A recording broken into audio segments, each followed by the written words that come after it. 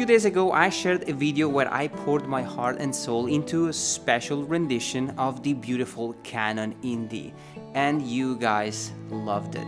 So in this video, I really want to take a moment to show you all the 14 unique parts of that arrangement. Guys, let's remember that this interpretation is a deeply personal journey through the timeless beauty of the Canon Indie. And so I added a few elements that you won't find in the original masterpiece.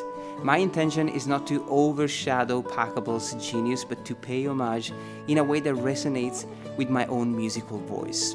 The Canon Indie is in the key of D major, and I am in drop D, so D, A, D, G, B, and E. Now, of course, we open up with the beautiful and popular chord progression. We're playing D major, A major, B minor, F sharp minor, G major, and D major, G major, and A. Again, I'm in drop D tuning, and I like to add a simple arpeggio to embellish the chords.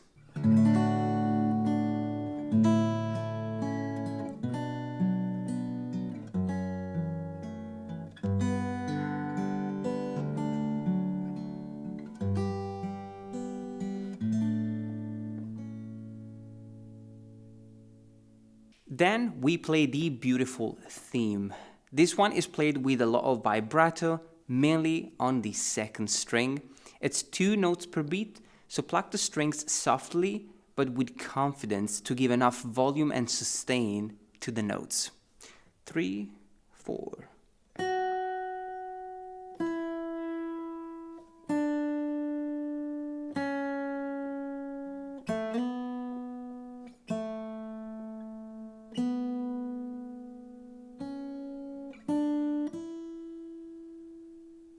Now let's repeat a similar theme, this time with some embellishments. I like to add beautiful sixths to the melody.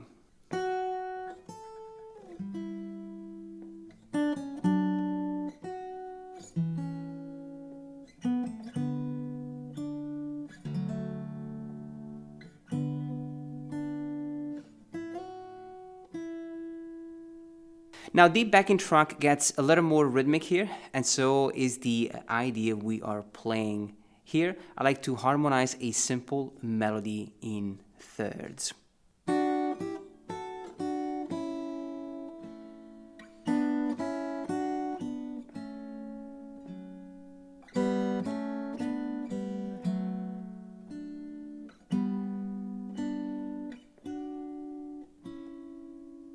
Now next is by far the most singable part I played here. And by singable, I mean the theme I find myself humming all the time. Even this part is embellished with beautiful sixths.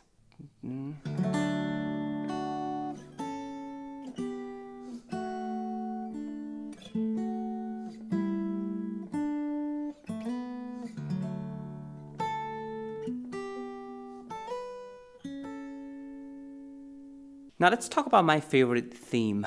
We are playing my favorite part with this lovely melody that is the beginning of a beautiful crescendo.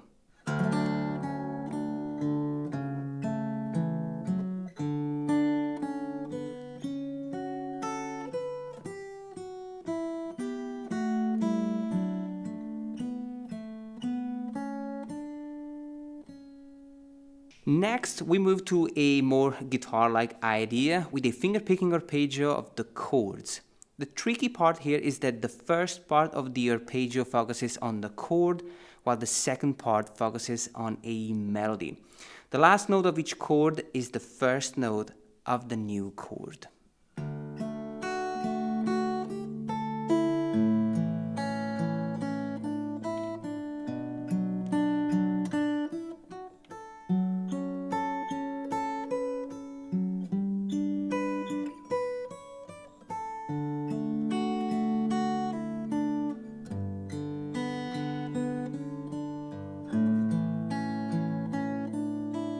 Now let's talk about open triads. Let's use the entire length of our guitar by playing the chord progression in open triads. The goal here is to add a melodic idea within the chords, so the singing note of each triad will move down from the third of the chord to the second of each chord shape.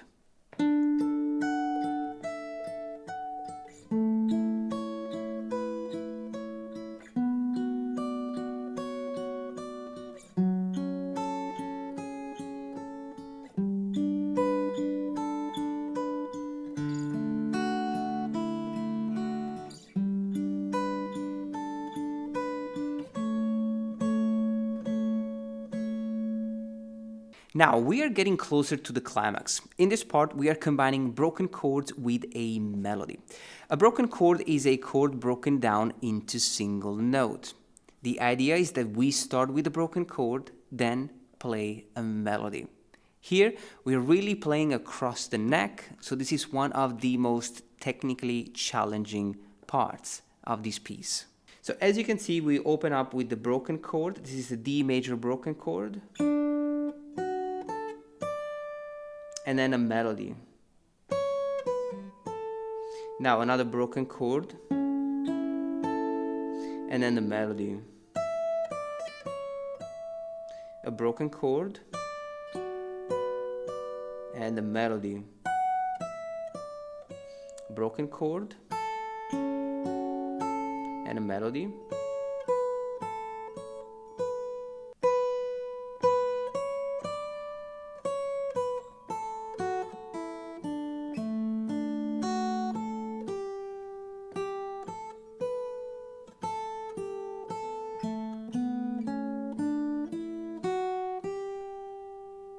And we finally got to the climax. This is the most popular main theme we hear at the climax of the piece.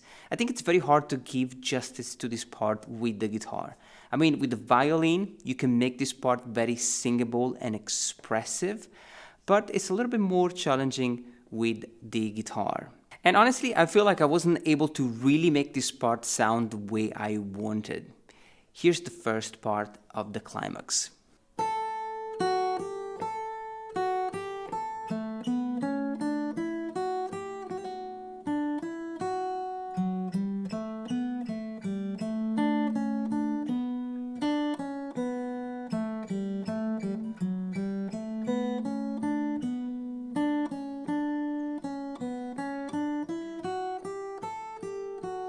And this is the second part. Be careful here because we're moving from position 2 to position 7.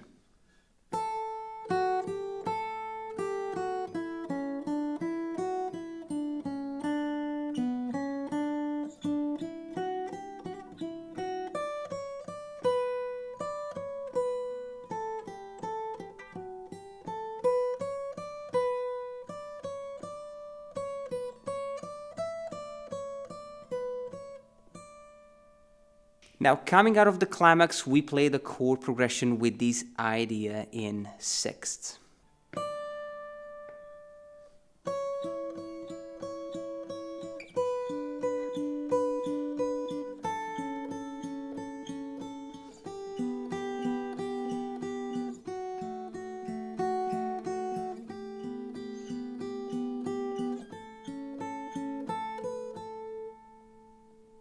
Now, a very sweet melody taken from the Canon and harmonized in thirds. Keep the plucking soft and quiet since we are approaching the outro.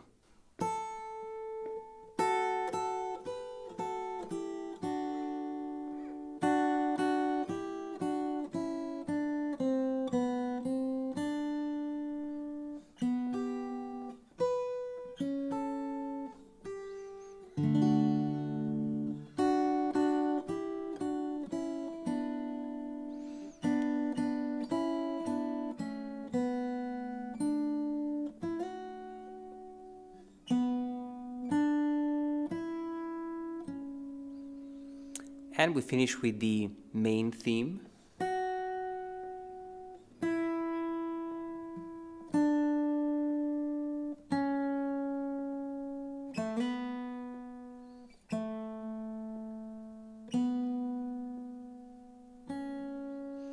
And the chord progression.